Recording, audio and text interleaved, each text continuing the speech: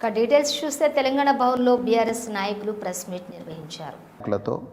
మరి చాలా ముఖ్యమైన సమస్య, దాదాపుగా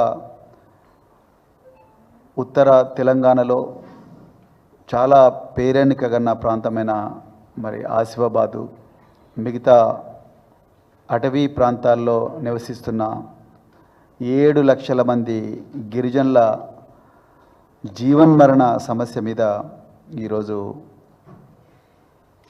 పత్రికా సమావేశం పెట్టాలని అనుకున్నాం. దీనికి వచ్చిన ప్రింట్ మరియు ఎలక్ట్రానిక్ మీడియా మిత్రులందరికీ కూడా హృదయపూర్వక ధన్యవాదాలు.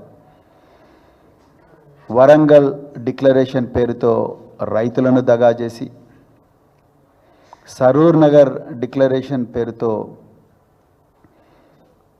విద్యార్థులను దగా చేసి, తుక్కుగూడలో తెలంగాణ ప్రజలందరినీ కూడా 6 గ్యారంటీల మత్తుమందు చల్లి వాళ్ళను దగా చేసి,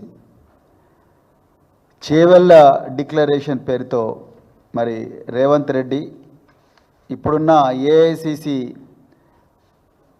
అధ్యక్షులు మరి మల్లికార్జున ఖర్గే గారు వచ్చి డిక్లేర్ చేసిన చేవెళ్ళ ఎస్సీ ఎస్టీ డిక్లరేషన్ పేరుతో ఇలా గిరిజనులను, ఆదివాసీలను వాళ్ళందరినీ కూడా దగా చేస్తున్న వైనాన్ని ఈరోజు తెలంగాణ ప్రజల ముందర పెట్టాల్సిన బాధ్యత బీఆర్ఎస్ పార్టీకి ఉన్నది.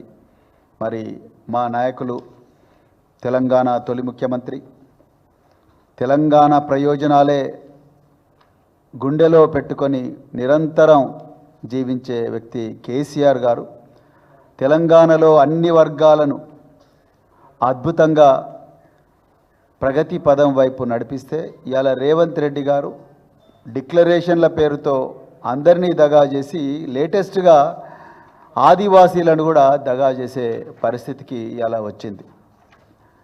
ఇటీవల ప్రభుత్వం జీవో నెంబర్ 49 పేరుతో కుమరం భీం కన్జర్వేషన్ రిజర్వ్ అంటే ఉమ్మడి ఆదిలాబాద్ జిల్లాలో ఉండే కవ్వాల అభయారణ్యాన్ని మహారాష్ట్రలో ఉండే అంధారీ తడోబా అభయారణ్యంతో కలుపుతూ ఒక టైగర్ కారిడార్ను ఏర్పాటు చేస్తున్నాం.